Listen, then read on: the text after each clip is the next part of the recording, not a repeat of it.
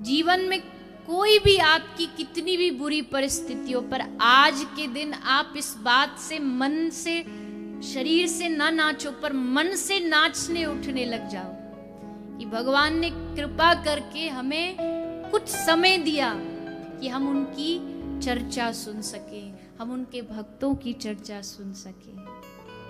मन आनंद में नाचना चाहिए, शरीर भले बैठा रहे पर मन नाचे कि आहा, इस कृपा का अनुभव करिए। कभी कभी हम संसार की भाग दौड़ में इतने व्यस्त हो जाते कि हम भगवान की कृपा का अनुभव ही नहीं कर पाते।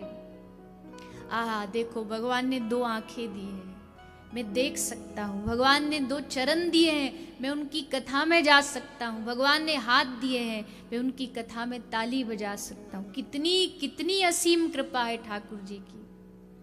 कोविड आया, आपने देखा एक एक सांस के लिए कैसी हल्ला मचा, मार काट मची। एक एक श्वास लाखों लाखों में बिक रही है।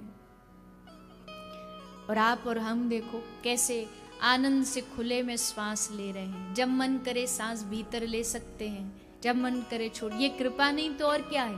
ये तो हमारी बुद्धि खराब है, जो हम संसार की तृष्णाओं को लेके, इच्छाओं को लेके दिन रात दुखी रहते।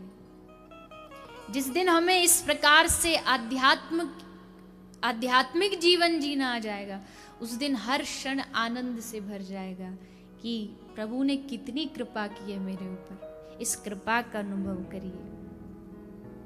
संसारी के लिए कृपा कुछ और होती होगी, उससे पूछो कैसे हो भैया? हाँ, भगवान की बड़ी कृपा है। क्यों कृपा है? बोले धंधा अच्छा चल रहा है इसलिए कृपा है।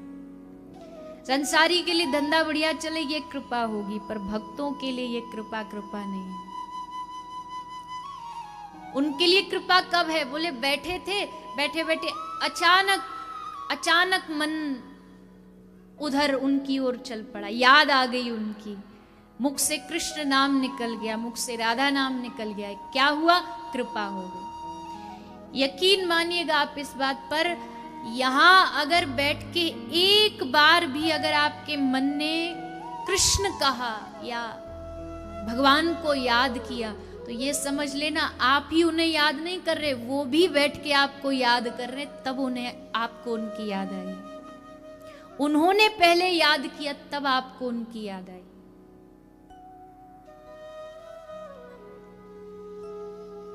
इन 7 दिन में आपको सुख मिले ना मिले, सुख तो बाहरी वस्तु है, पर वास्तविक जो आनंद है उसे खोजने का प्रयास करिएगा। इस सत्संग को आप कोई साधारण न समझे। जितने महापुरुष हुए हैं इस विश्व में, सबने सत्संग की महिमा बताई है। बिना सत्संग के भगवान से प्रेम नहीं होगा। अब जिनके बारे में हम जानते ही नहीं, उनसे प्रेम कैसे हो जाएगा? किसी से प्रेम करने के लिए तो उनको जानना पड़ता है ना, उनका नाम जानना पड़ता है, उनका स्वभाव जानना पड़ता है, क्या करते हैं वो सब जानना पड़ता है, तब उनसे प्रेम होता है। जिसके हृदय में सत्संग होगा, आप और हम छोड़िए, श्री हनुमंत लाल जी, आज देखो ये बड़ा सुंदर जो यहाँ मंदिर बनाया गया है, राम मंदिर, ये भी वास्तविकता में सचमुच अद्भुत है। क्योंकि जितने भी सनातनियों के हृदय में था कि राम लला का मंदिर बने, उसका हम दर्शन करें, अब वो जब बनेगा तब दर्शन करेंगे, पर साक्षात उसका दर्शन आज यहाँ हो रहा है। इसके लिए जिस भी भैया ने ये किया है उनके लिए जोरदार करतल ध्वनि। तो हमारे राम जी के परम लाडले श्री हनुमंत लाल सेवकों में सबसे अग्रगण्य, ऐसे सेवक मंगाई थी औषधि, एक दवाई पूरा मेडिकल स्टोर उठा लाए। संजीवनी बूटी मंगाई, उन्होंने सोचा कहाँ किसके, पूरा उठा करके ले आए। अब जब अर्जुन जी, महाभारत का युद्ध होने वाला था, तो श्री अर्जुन जी का भाव हुआ कि इस युद्ध में हनुमान जी भी पधारे। कैसे पधारे? बोले हमारे ध्वजा में बैठ जाए। तो भगवान ने कहा एक काम करो अर्जुन, तुम ही जाओ और हनुमान जी को निमंत्रण दे आओ, उनको कहो, प्रार्थना करो। तो अर्जुन जी आए, आकर के हनुमान जी से पूछा कि प्रभु आप चलिए, महाभारत का युद्ध होने वाला, आप हमारी रथ की ध्वजा में बैठ जाइएगा। तो हनुमान जी ने पहला ही प्रश्न ये पूछा, पहले ये बताओ वहां सत्संग सुनने को मिलेगा? तो अर्जुन ने हंस के कहा प्रभु अगर वो सत्संग सुनने वाले ही होते तो लड़ते क्यों, फिर युद्ध होता ही क्यों? तो हनुमान जी ने कहा तो ठीक है, फिर हम नहीं जाएंगे। क्यों? बोले जहां भगवान का सत्संग नहीं हो वहां हम नहीं जा सकते। तो अर्जुन जी फिर ठाकुर जी के पास आए, बोले प्रभु उनकी तो शर्त है, तभी आएंगे जहां सत्संग होगा वहीं हनुमान जी पधारेंगे। तो ठाकुर जी ने अर्जुन को कहा जाओ कह दो उनकी इच्छा पूरी होगी। बोले प्रभु पूरी होगी, वहां लड़ेंगे, युद्ध करेंगे कि सत्संग सुनाएंगे? ठाकुर जी बोले हम पे छोड़ दो, हम जैसा सब संभाल लेंगे। वो गए, अर्जुन जी ने हनुमान जी को आश्वासन दिया आपको सत्संग सुनने को मिलेगा। हनुमान जी आ गए, ध्वजा में विराजमान हुए और सत्संग सुनने को कहाँ मिला? रसिक जन कहते अर्जुन तो सिर्फ बहाना था, असली जो भगवत गीता थी वो भगवान कृष्ण ने हनुमान जी के लिए सुनाई थी कि हनुमंत लाल आप पधारे, आपकी भावना, आपकी इच्छा कि हम बैठे और सत्संग सुने, सो लो पूरी भगवत गीता का वो सुंदर ज्ञान उपदेश सत्संग प्रभु ने सुना दिया। कभी दृष्टि अर्जुन की ओर जाती है, बाकी समय दृष्टि हनुमंत लाल के ऊपर होती है। बार बार भगवान देखते कि आप प्रसन्न तो है ना, आ गए युद्ध में, अब खुश तो हो। आए ही इसी शर्त पे कि प्रभु कथा सुनने मिले, इतना कथा से प्रेम।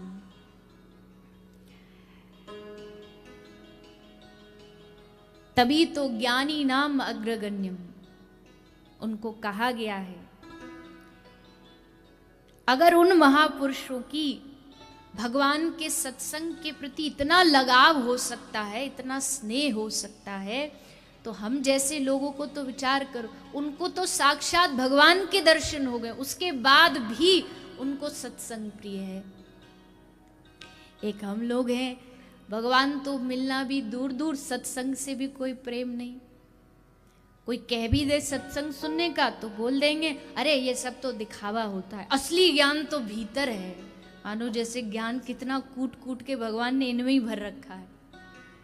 अगर इतना ही ज्ञान होता तो ये शब्द कभी कहते ही नहीं कि सत्संग में रखा क्या है। पता चल जाता कि सत्संग में ही सब कुछ रखा है।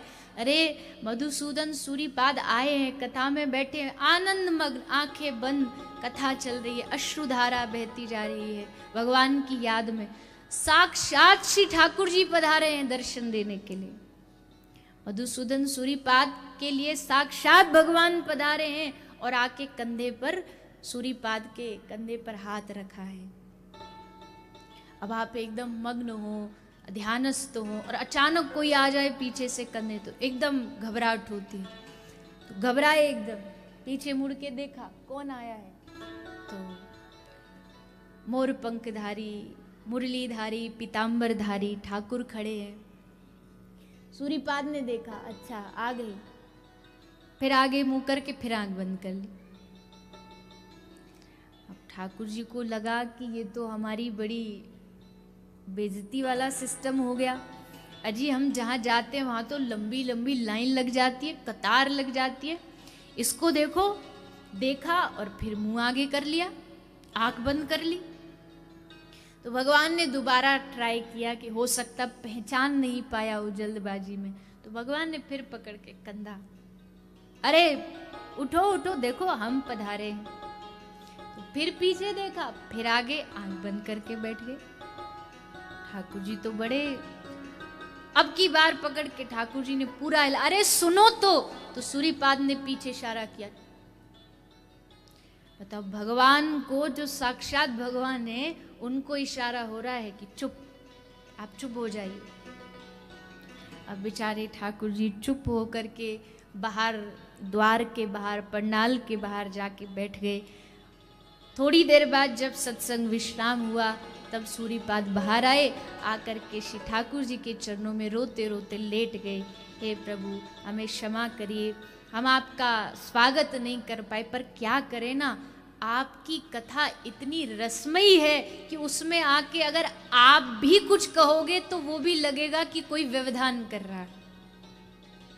और आपका तो बताओ कितनी देर का आना है, एक बार आओगे, दर्शन दे के चले गए, फिर गई युगों युगों की, उसके बाद संभालेगा कौन हमें? आपकी कथा ही तो संभालेगी। आप तो अतिथि जैसे आते हो चले जाते हो, लेकिन आपके जाने के बाद भी संग कोई देगा तो वो आपकी कथा देगी, आपकी लीलाएं देंगी। इसलिए इस बात को हमें मन में बिठाना है। कथा में 3 चीजें होती हैं, कथा में 3 चीजें होती। कौन कौन सी? पहली चीज है अर्पण, दूसरी चीज है तर्पण, और तीसरी चीज है समर्पण। इन 3 का होना कथा में आवश्यक है।